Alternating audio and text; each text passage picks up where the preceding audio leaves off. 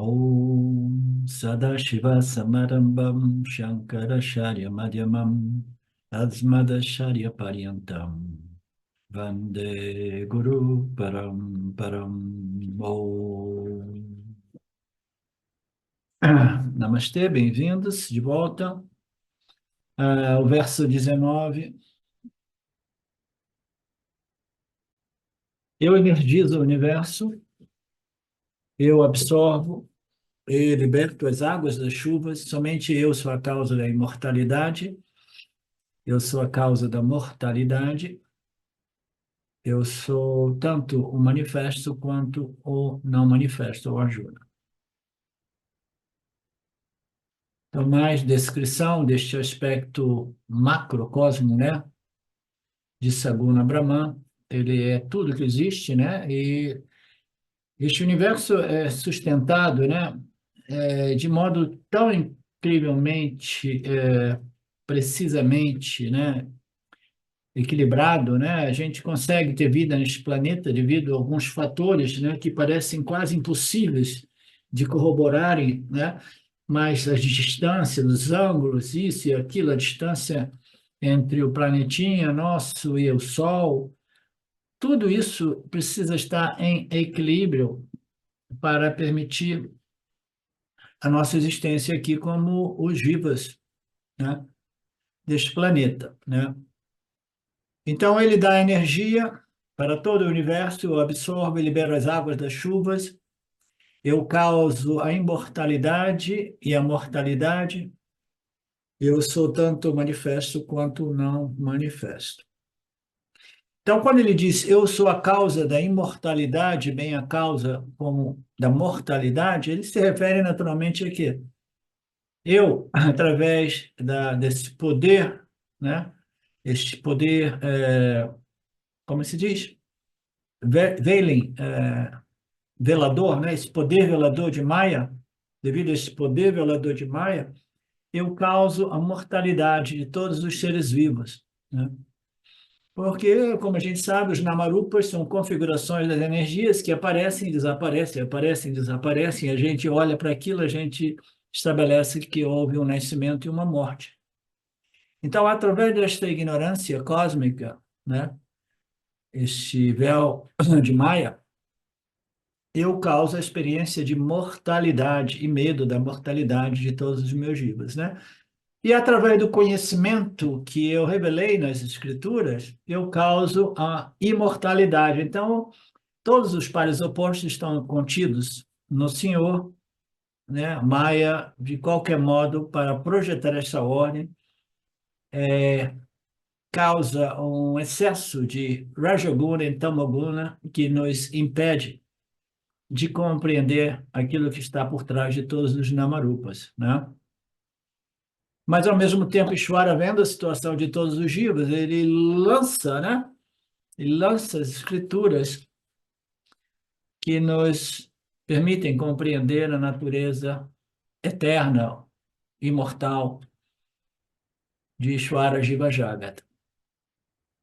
Portanto, eu sou tanto o ser manifesto como o ser não manifesto, e eu sei como gestir todos os fatores que permitem um milagre da vida no planetinha dos bárbaros. Então, eu produzo, né, as águas, libero as águas das chuvas através do oceano, tudo aquilo que a gente já viu, e poeticamente o Swami deve falar um pouco sobre isso aqui.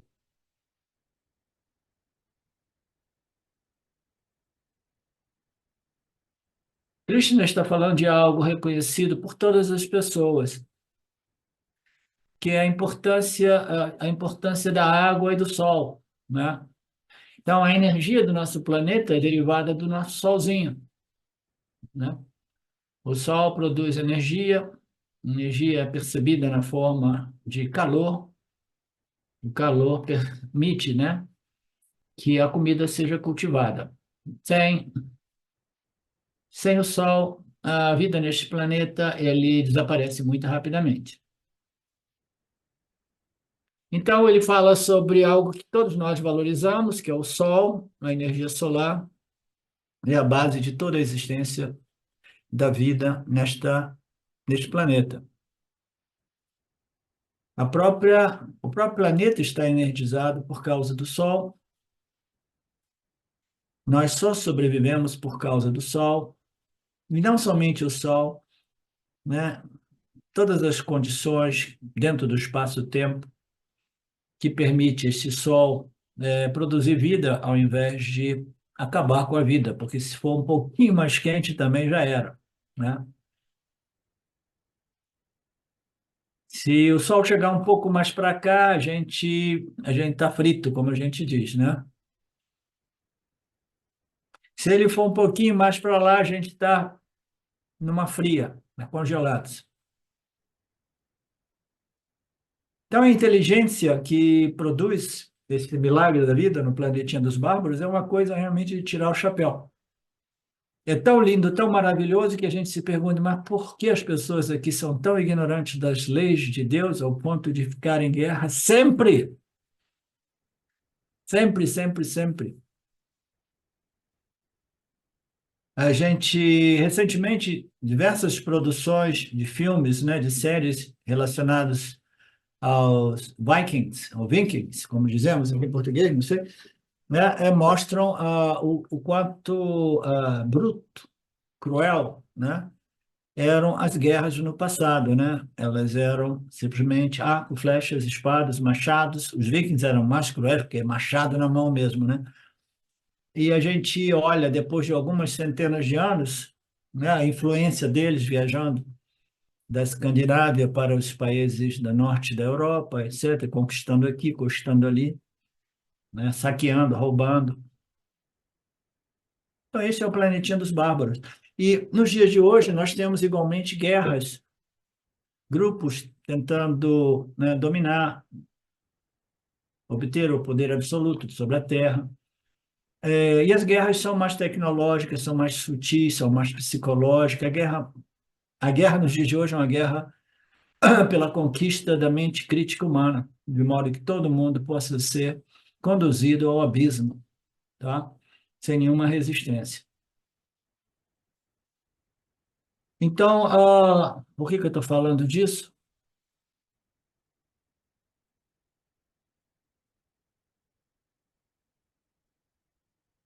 O papel do Sol, o papel da água, as distâncias, o nosso planeta, a vida aqui. Ah, sim, é tão lindo, maravilhoso, né? E por que que as pessoas são tão adármicas, né? Esse era o ponto, né, Mariné? Um lugar tão lindo, tão maravilhoso, né? Um planeta lindo, lindo, lindo, né? Governado por gibas tão ignorantes a respeito da natureza de Deus, pelo menos neste período, né? As escrituras dizem que tem períodos que são melhores.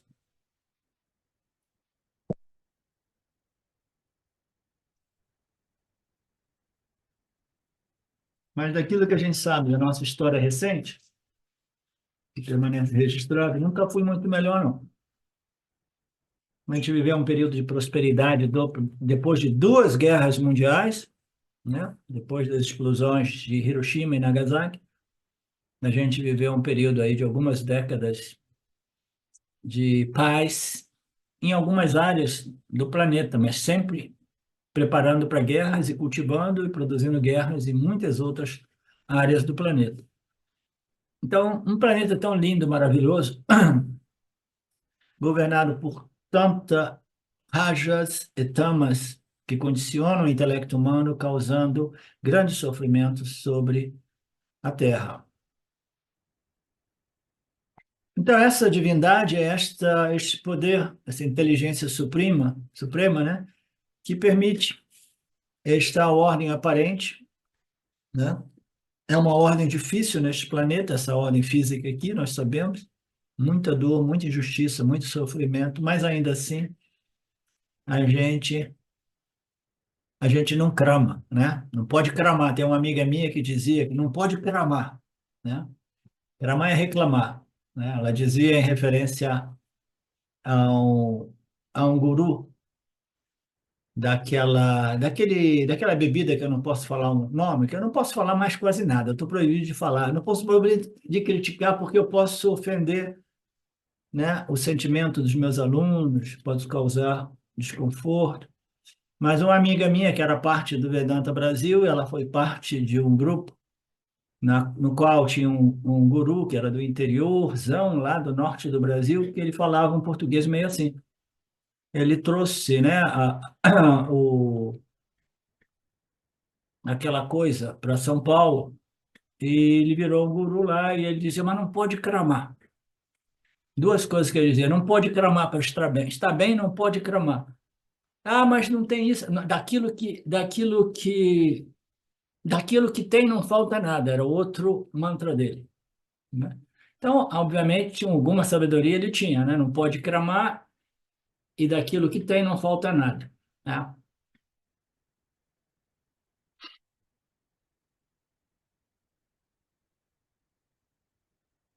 Ok, o Sol é aquele que sustenta a Terra, o nome dele, é, o Deus Sol, foi sempre adorado, né? Idolatrado, reverenciado por diversas tribos e diversas civilizações neste planeta. Ele está sempre vigilantemente, né? Sustentando a vida aqui.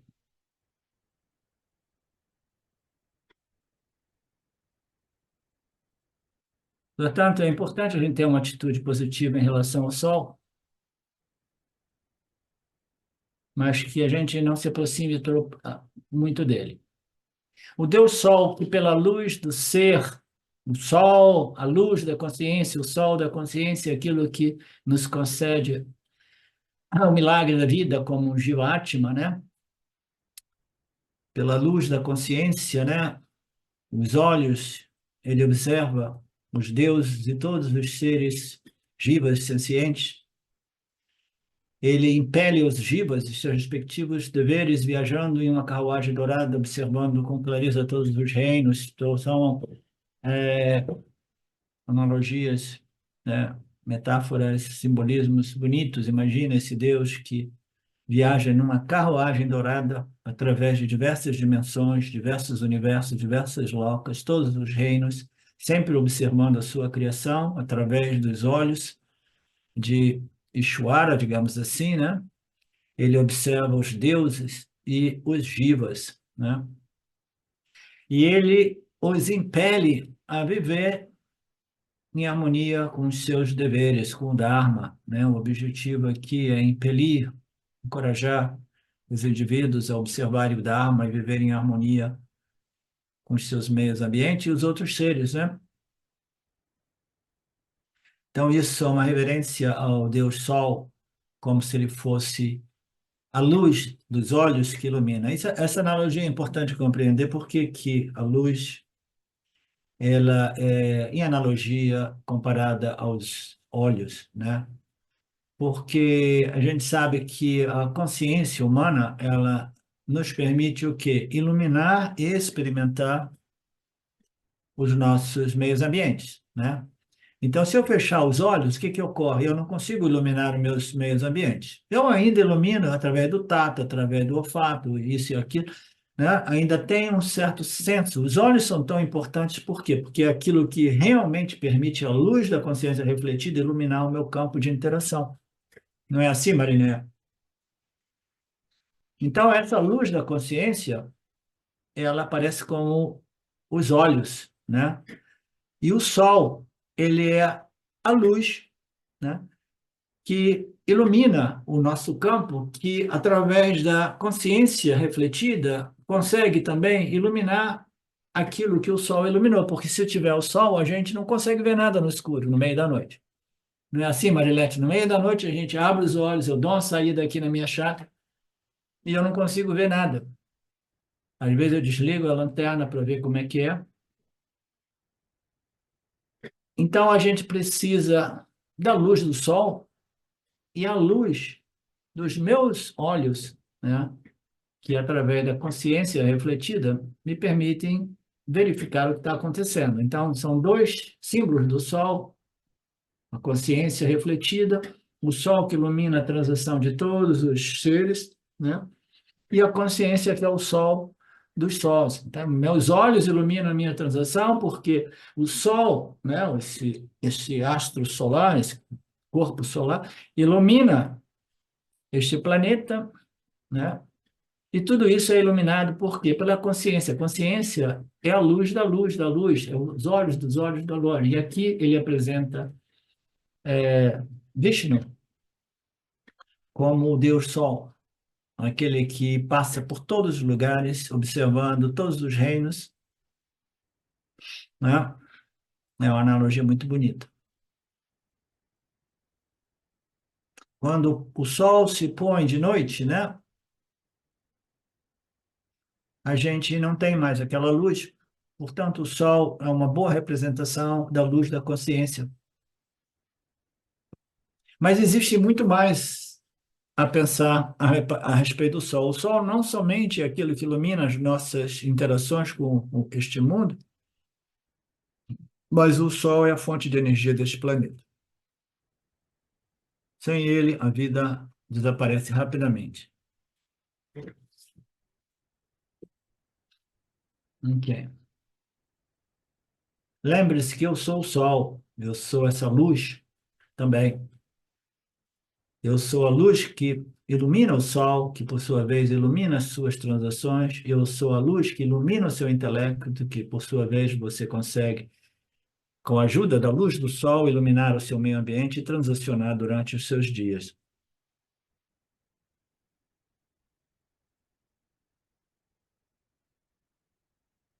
Portanto, lembre-se que eu sou o sol. Quanto mais você pensa no sol, suas mãos se moverão e, portanto, Krishna diz que o sol sou eu. Tudo que você toca com suas mãos depende deste sol. E eu, somente eu, energizo este sol.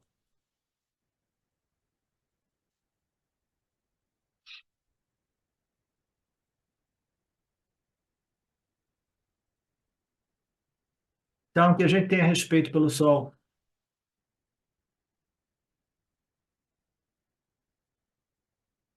Eu estou ficando com saudade do sol, porque eu estou ficando cansado desse frio aqui, que está se prolongando um pouco demais. A casa fica mais quentinha depois de 1 da tarde, 2, às 6 começa a esfriar de novo, né? Às vezes me dá vontade de ir lá visitar a Betânia para tomar um sol e um banho de mar puro. Se ela não morasse num lugar tão distante, tão difícil e tão caro de chegar, né?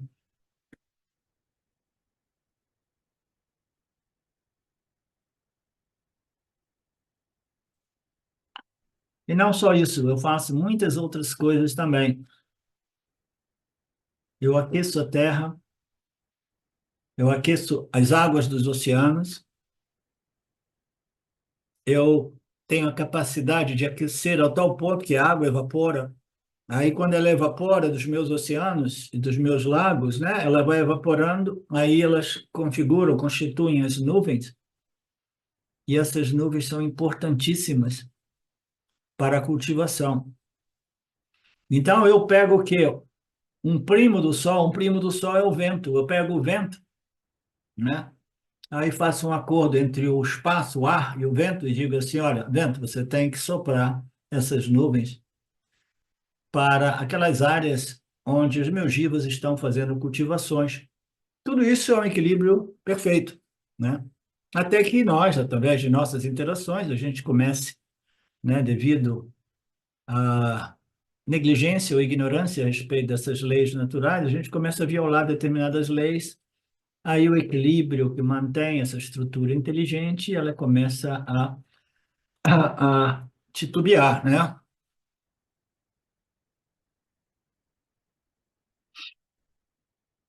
Eu evaporo as águas do oceano e dos lagos, eu vou mover essas águas e eu vou distribuí-las nas terras para o cultivo.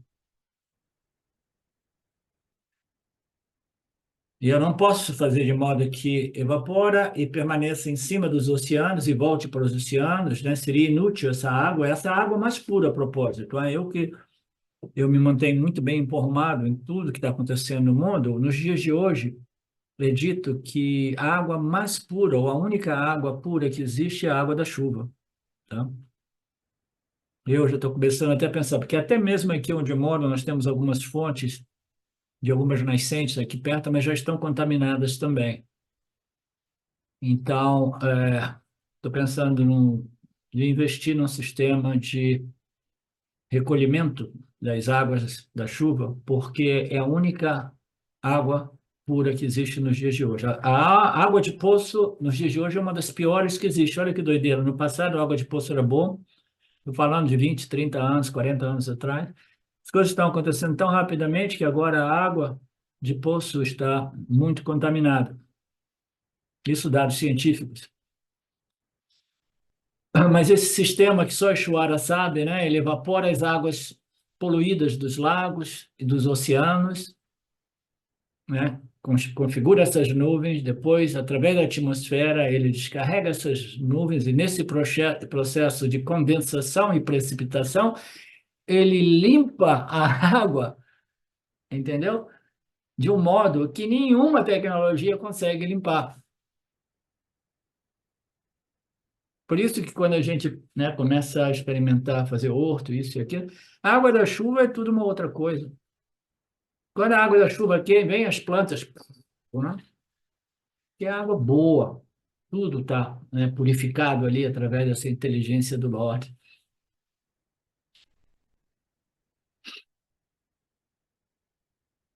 As chuvas sobre os mares são inúteis, do mesmo modo que dar comida para uma pessoa que está de estômago cheio é inútil. Dar doações a pessoas e entidades ricas é inútil. Da mesma forma, acender uma lâmpada durante o dia é inútil. Olha, eu estou pegando aqui, porque para melhorar o vídeo eu acendo essas luzes aqui. Qual a utilidade de alimentar quem já comeu? Então, o sol evapora as águas e aí coloca em ação o vento, de modo que o vento possa levar essas águas para as áreas mais habitadas que requerem água para sobrevivência e água para o cultivo, né? A distribuição dessas águas. Tudo isso é parte dessa inteligência suprema.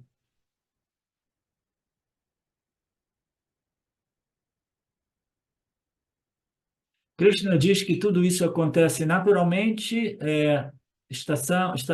nos períodos naturais, primavera, verão, outono e inverno, mas a gente tem que saber que nem sempre é assim.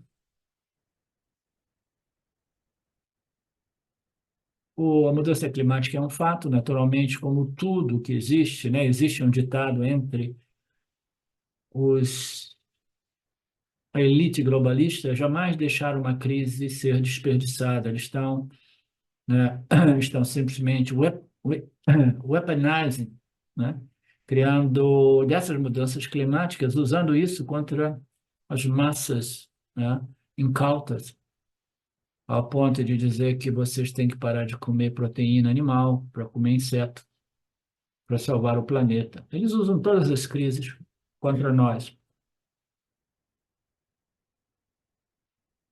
Ah,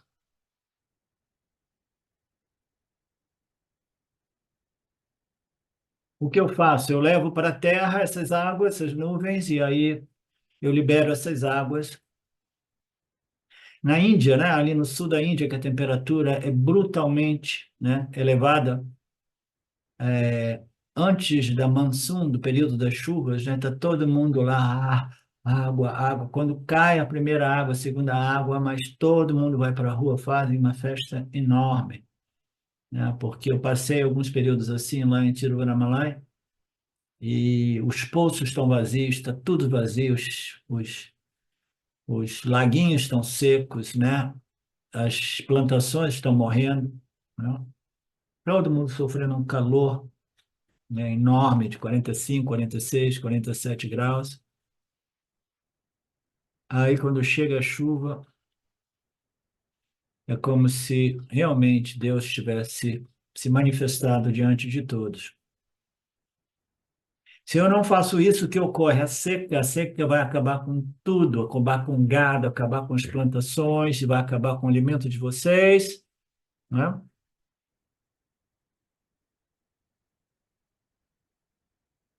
Portanto, Krishna diz: eu também sou a causa da mortalidade. As minhas leis causam tanto a mortalidade quanto a imortalidade. Então, a mortalidade aqui, ela pode ser vista também do ângulo, né, das leis do Senhor que irão produzir, né, por exemplo, secas, que irá produzir a fome e muita morte, que é parte da agenda dos globalistas nos dias de hoje. Então, produzindo a seca, eu, através de minhas leis, sou responsável tanto pela prosperidade, sobrevivência, como também a mortalidade e a destruição, seca e morte. Como eu faço isso? Eu dou chuva ou eu não dou chuva, né? Do ponto de vista prático. Do ponto de vista filosófico, esta ignorância espiritual, devido ao materialismo que existe, né, no mundo de hoje, todo mundo rejeitando Deus, essa ignorância, né, ela vai causar ações extremamente sadármicas que irá produzir morte e sofrimento, e muitas vezes a nível coletivo, em massa, né? A mortalidade significa a ignorância, Jnana, e a imortalidade significa Atmayana, o conhecimento. Eu sou a causa da mortalidade porque quando eu não abençoo as pessoas, né,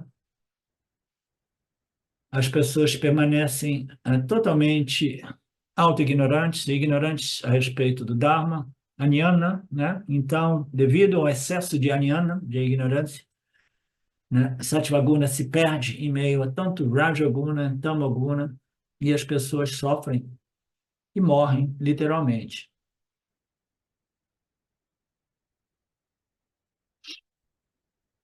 Eu sou a causa de ambos, do nascimento e da morte, né? Da dor do samsara e da libertação do samsara através do conhecimento. Eu sou tanto o manifesto quanto o não manifesto. As palavras Satya, Sat têm vários níveis de significado. Aqui, ele significa a manifestação causal e a manifestação vyavahárika, física, material. Então, a manifestação em sua condição potencial, ela é dita asat, não existente, não manifesta. E sat é quando ela se torna existente. Fundamentalmente, né, absolutamente, sat significa a existência que existe como substrato do manifesto e do não manifesto em condição potencial semente. Tá? Então, aqui a gente está vendo de um ângulo diferente, que é o Sat e o Asat, a condição causal do universo e a condição manifesta física material deste universo. Então, este Sat significa a criação manifesta, a criação física, tangente, concreta, visível, e Asat significa o macrocosmo causal, a manifestação potencial semente, sem forma ainda. Do mesmo modo que o corpo físico é manifesto e o corpo sutil e o causal são as sementes potenciais do corpo físico. Então, o verso número 20, tendo me adorado através de muitas sadhanas espirituais, yajanas, aquelas pessoas que conhecem os Vedas e o Vedanta, elas bebem o suco, né, o suco do Yana, em Soma Yaga, que é o maior purificador de toda a ignorância humana contida nos Vedas.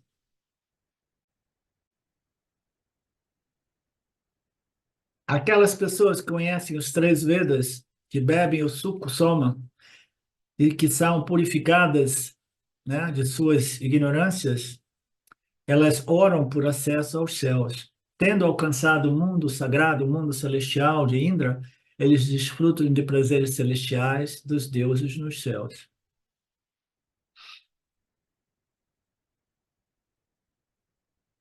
Com o versículo anterior, que é o versículo 19, o tópico do Bhakti foi concluído, né? E você deve observar uma mudança total de direção agora, com muito cuidado. O que significa isso? Bhakti hi moksha sadhanatvana. A prática da devoção como meio de libertação era o tema até então, né? Mas agora ele começa a falar de coisas mais esotéricas,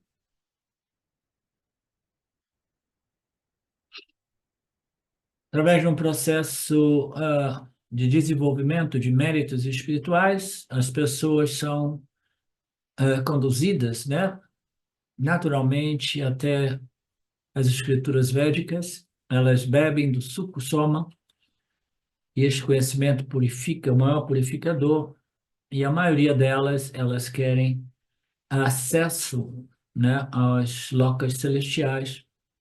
Uma vez alcançado aquele mundo de Hidra, elas desfrutam dos prazeres celestiais dos deuses nos céus. E aí, o verso 21 deve dar continuidade, mas para aqui nesse.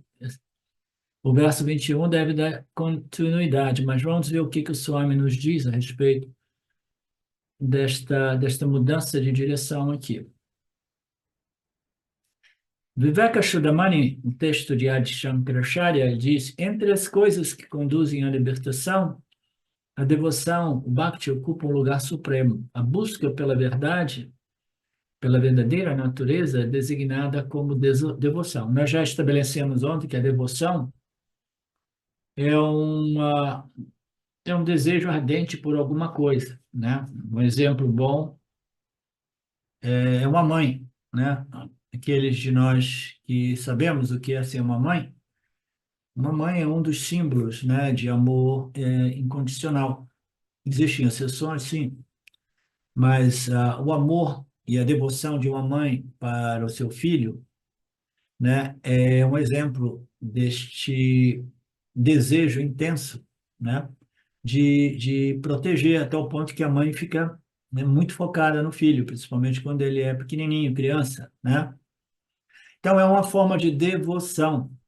Sem a devoção, que é uma paixão, um amor, um interesse muito profundo, né, por alguma coisa, algum princípio, alguma compreensão, ela chega ao seu clímax, né, através da busca pela verdadeira natureza de Deus, né? O autoconhecimento, o conhecimento a respeito da natureza de Deus, é a busca mais elevada, e o amor e a dedicação da pessoa tem que ser tão grande ou maior do que o amor e a dedicação de uma mãe ao seu filho. Porque agora você está buscando compreender a verdadeira natureza de Deus. É a devoção mais elevada, é o desejo mais elevado, né? É a paixão mais transformadora que existe. Portanto, Bhakti, devoção, ocupa um lugar supremo no processo de autoinvestigação e autoconhecimento. Devemos compreender que Bhakti, devoção, é um meio. E agora, a partir deste versículo 20 até o 29, Krishna quer falar sobre dois tipos de Bhakti. Agora eu lembrei. Dois tipos de expressões de Bhakti. Sakama Bhakti e Niskama Bhakti, né? Sakama Bhakti, como nós já vimos, é uma devoção através da qual uma pessoa busca o quê? Seguranças e prazeres, confortos, né?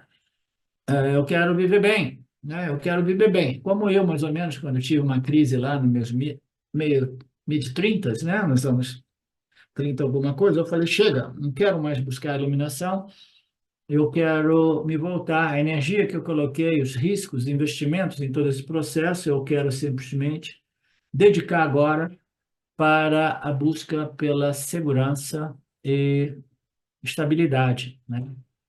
Então, eu deixei a Índia e falei, agora eu vou voltar para o mundo e vou recuperar o tempo perdido para estabelecer um mínimo de condição econômica para cuidar do meu artha e kama, né? Seguranças e necessidades, prazeres, satisfações. Por quê? Porque né, já estou cheio de cabelos grisos, né? Grisalhos, etc. Então, ele disse que um bhakti é um bhakti que ele ainda se relaciona com Deus, mas para a busca de quê? De segurança e prazeres sensoriais, satisfações sensoriais, né? Então, este é o Sakama Bhakti. E entre Sakama Bhakti e Sakama Bhakti, existem alguns que são extremamente materialistas, né?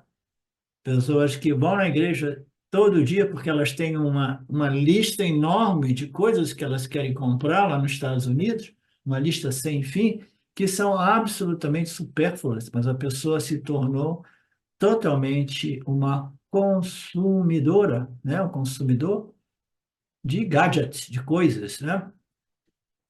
Então, que tipo de religiosidade é essa? É um Sakama Bhakti, eu invoco a presença de Deus porque eu quero comprar tudo, né?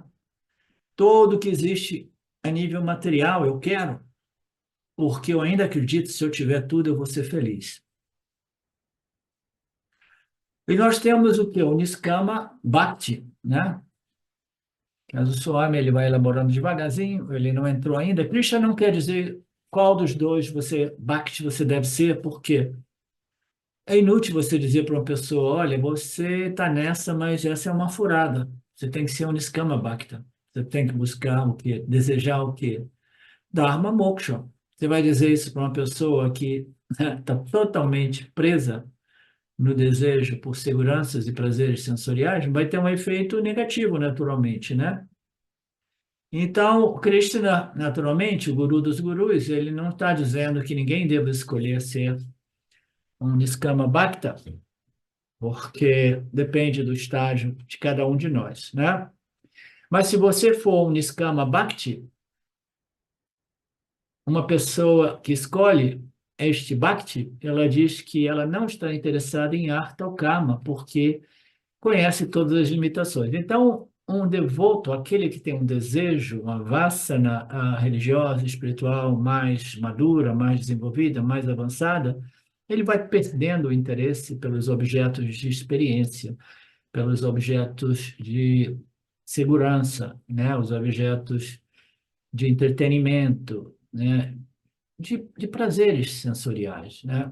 Prazeres sensoriais. Então, o indivíduo maduro ele vai perdendo interesse em tudo isso.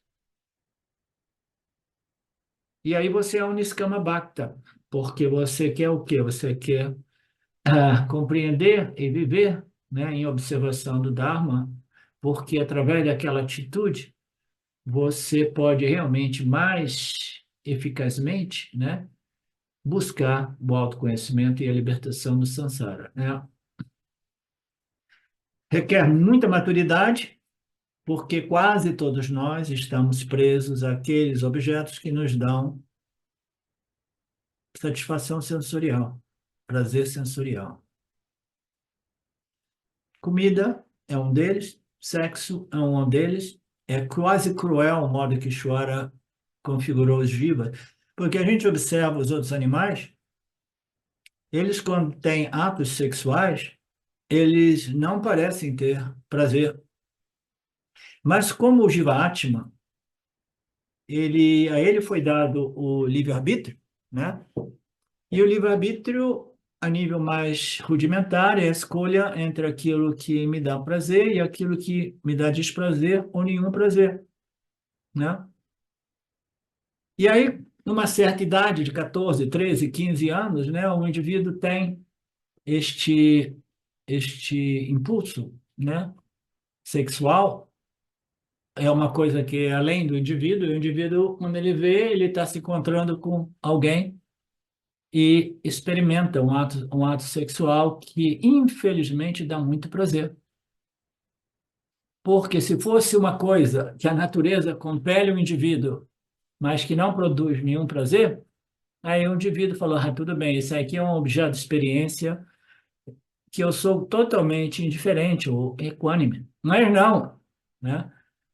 Imediatamente o jivinha tem uma experiência, ele é compelido a buscar, né, aquela experiência sexual e aquela experiência sexual quase que totalmente invariavelmente produz prazer, a menos que exista uma dificuldade, um bloqueio. E aí, ou que seja uma alma muito avançada, né? Aí o indivíduo fica preso. Por quê? Porque todo mundo quer o que dá prazer e quer evitar o que não dá o que dá desprazer, né? Então, requer muita maturidade para o indivíduo transcender o desejo pelos prazeres da vida. Artha Kama, seguranças e prazeres sensoriais. Requer muita maturidade mesmo. Este é o Bhakta mais avançado.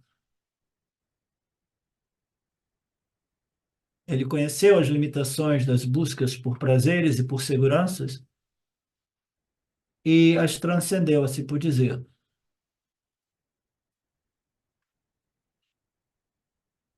Então, eu continuo, né, sendo um Bhakta, mas a minha Bhakta tem uma destinação diferente agora. Eu busco Dharma Moksha. E aqui ele fala uma coisa muito bacana. Eu quero viver a minha vida como um buscador maduro e eu quero viver de modo que eu possa desfrutar deste nascimento para o ganho do autoconhecimento e moksha, né? Ou de coisas relacionadas com este moksha. Então, o que que ele se refere aqui? Eu quero moksha, eu quero moksha, eu quero moksha, eu quero moksha, mas moksha é minha natureza, mas eu não consigo me tocar, não consigo me, né? Não consigo curtir, desfrutar a minha natureza livre, independente, né? Então, o que que um buscador maduro e inteligente conclui? Então, eu vou buscar o quê? As qualificações que irão me permitir, né, apreciar e reivindicar a minha natureza como moksha, sempre livre, independente, como consciência ilimitada, né? Então, aqui ele apresenta isso de modo muito brilhante, neste verso, né? Que eu, como um buscador maduro, né, eu quero usar essa vida para moksha ou qualquer outra coisa que seja relacionada à moksha, como, por exemplo, que todas as sadhanas que preparam o indivíduo para reconhecer que moksha é a minha natureza intrínseca, eu sempre fui livre e independente do mundo, livre e independente deste corpo-mente, mas ainda assim alguma ignorância estava impedindo que eu pudesse apreciar e reivindicar isto como um fato, né? Então, buscar moksha é buscar o desenvolvimento das qualificações necessárias para que a gente possa reivindicar a nossa natureza sempre moksha. Então, isso é parte daquilo que se chama sadhana katustaya sampati, as quatro qualificações, né, que são indispensáveis para que nós possamos reivindicar a nossa natureza moksha, né? Viveka, Vairagya, Samadhi, as 6 disciplinas de controle mental, órgãos dos sentidos, né? Observação do Dharma, né? Redirecionamento, reorganização da minha vida, de modo que eu me engajo em atividades mais espirituais e menos materiais, né? Paciência, pré-qualificação, como eu coloco, né? A paciência e confiança nas escrituras, né? Aqui aparece Tiksha e Shraddha como parte integrante dessas 6 qualificações. Eu tendo a apresentar essa paciência e a confiança nas escrituras, né? Como uma pré-qualificação, concentração, foco obtido através da meditação e o desejo final pela compreensão da minha natureza moksha. A gente precisa disso. Se o autoconhecimento ainda não purificou, é recomendável que a gente se volte para sadhanas que favorecem este reconhecimento da nossa natureza moksha. Qual é a sadhana mais purificadora, mais preparadora? Em geral, é o Yanam, é o Shravana, Manana e Nididhyasana do Vedanta, para aqueles que sobreviveram tudo aquilo que precede o Shravana, Manana e Nididhyasana, chegaram ao Shravana, Manana e Nididhyasana, saiba que aquilo ali é o melhor preparador, aquilo ali é simplesmente combustível colocado direto no mumukshata do indivíduo, ouvindo os ensinamentos que estão atacando a ignorância em todos os níveis, né? Se eu tiver todas essas qualificações, e se além de eu ter as qualificações, eu tenho um karma favorável, isso é muito importante também. Às vezes a gente encontra pessoas com algumas boas qualificações, eu tive uma pessoa que foi um dos meus primeiros alunos do Vedanta, ele morava na época em Ubatuba, e mas apesar de ter um certo nível bom de qualificações e um pouco de maturidade, o karma não foi favorável, entendeu? E a pessoa foi se perdendo e foi até mesmo perdendo maturidade e as qualificações que antes estavam sendo desenvolvidas, né? Então aqui ele fala que se eu tiver a oportunidade de encontrar as escrituras, né, e fazer essa investigação com a ajuda de um guru, né? Portanto, me dê essa oportunidade de Shastra Vichara com a ajuda de um guru. Então, esta é uma forma de desejo libertador de um Niskama Bhakti, né? Se eu tiver só as escrituras em minhas mãos, a maioria das pessoas rejeita o guru, tá? Nem reconhece o guru. Eles pensam que o guru é simplesmente um amigo que mora no interior de Goiás, entendeu?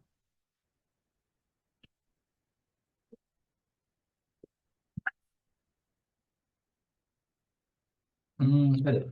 Então, se eu tenho as escrituras em minhas mãos, mas eu não tenho guru, aí ele faz uma analogia meia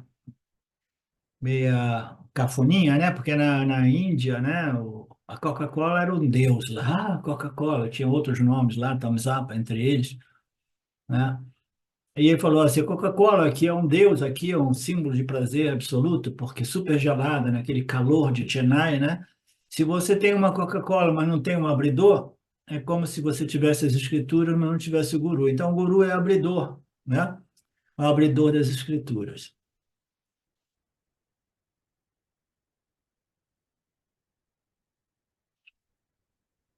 Da mesma forma, as escrituras precisam ser expostas pelo guru. O guru é como aquele que desdobra e abre, né, as escrituras. Isso é o que nós chamamos da nossa sampradaya. E hoje é o dia da nossa sampradaya, o dia dos nossos gurus. Portanto, você deve orar pelas escrituras e pelo guru. Mas se por acaso você não estiver satisfeito com o guru, né, eu digo sempre às pessoas, quando as pessoas elas querem resolver o problema sozinhas, elas dizem assim, escritura, deixa eu dar uma olhada aqui, mas guru, não, não. Aí não, eu fico um pouco entre a escritura e o guru, né, aqui e ali, pulando de galho em galho, em outros lugares, etc, etc. Eu digo para as pessoas, olha, você pode rejeitar o guru se você achar que o guru é grosso, é chato, é mal educado, é desconfortável, é feio, né? É velho, é novo. Se você não gostar do guru, rejeita o guru, mas não rejeita as escrituras. Procura um outro guru, tá? Se você rejeita as escrituras, está ferrado.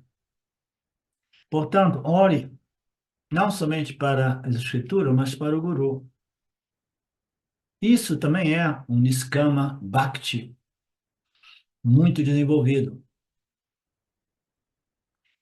Krishna vai fazer algumas abordagens comparativas entre esses dois tipos de bhaktas, né? Invariavelmente, esta devoção começa como a Sakama Bhakta, né?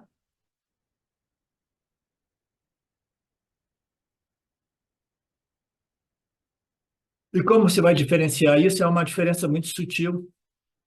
Ela não se manifesta na expressão física do Bhakti, do Bhakta. Ela se expressa através de atividades religiosas, espirituais, sim, né?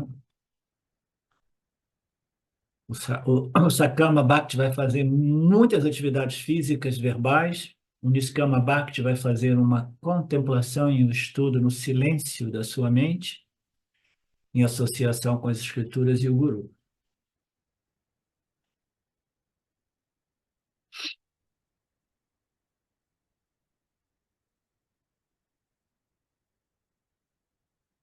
Eles querem tudo, os Sakama Bhaktis, menos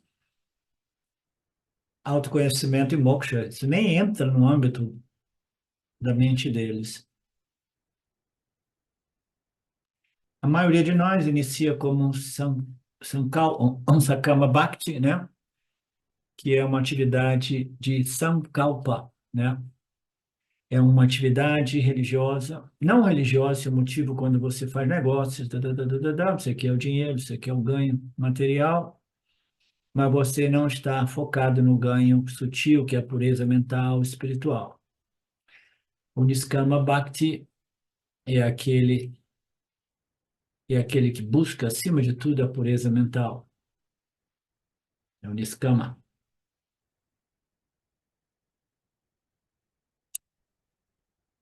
Então, o que que Krishna quis dizer com tudo isso é que a maioria das pessoas está interessada, como nós sabemos, na experiência de segurança e prazeres sensoriais.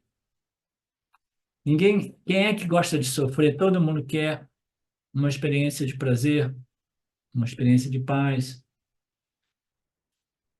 Mas as pessoas maduras, elas começam a compreender que essas experiências, elas são muito passageiras quando elas estão associadas a objetos.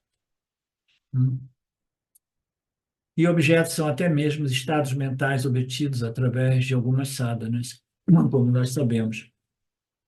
De acordo com as escrituras védicas, a forma mais elevada de prazer é o quê? É o prazer das lokas celestiais, os dias douradouros, né, que existem nessas locas, né? O mundo de, ele falou aqui, ah, vou buscar, os deuses. Paraíso, os céus, os dias dourados. Agora aí ele faz uma piadinha dizendo assim, nos dias de hoje o paraíso é a América. Na época, né? Essa exposição do Swami, eu imagino que tenha sido uns 20 anos atrás, não me lembro bem, mas ela,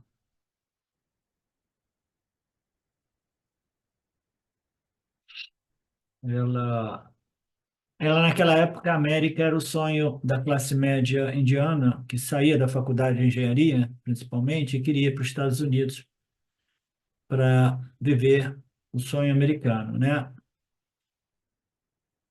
Eles querem chegar lá, eles querem viver lá, eles querem ter um filho lá, porque se tiver um filho nos Estados Unidos, imediatamente você tem acesso à cidadania americana também. Então, eu só me dizendo assim, você tem que chegar lá, você tem um visto de 6 meses, você tem que acertar na mosca de tal modo que você fique grávida ali, antes, né? E que a criança nasça enquanto você estiver lá.